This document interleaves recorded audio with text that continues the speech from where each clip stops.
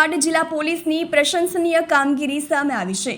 વલસાડ જિલ્લા પોલીસ વડાની ટીમે ખરાબ હાઈવેનું નિરીક્ષણ કરીને હાઈવે પર પડેલા મોટા ખાડાઓ દૂર કરી ટ્રાફિક જામમાં ફસાયેલા વાહન ચાલકોને ટ્રાફિકમાંથી મુક્તિ અપાવી છે।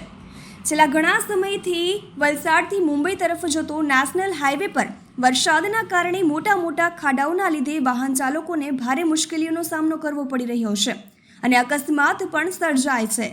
ઘણીવાર એમ્બ્યુલન્સને પણ આ સમસ્યાનો સામનો કરવો પડે છે, જેથી દર્દીઓને તાત્કાલિક ધોરણે સારવાર આપવામાં પણ મુશ્કેલી પડતી હોય છે।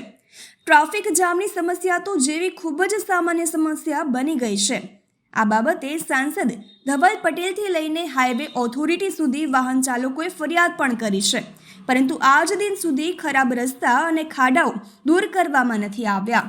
આજરોજ ડોક્ટર કરણરાજ વાઘેલા સાહેબ અને તેમની ટીમ દ્વારા હાઈવેનું નિરીક્ષણ કરીને પડેલા ખાડાઓ પૂરવા કડક શબ્દમાં આદેશ આપતા ગણતરીના મિનિટોમાં ખાડાઓ પૂરવાની કામગીરી હાથ ધરવામાં આવી છે અને ટ્રાફિકમાં ફસાયેલા વાહન ચાલકોને ટ્રાફિકમાંથી મુક્તિ અપાવી હતી।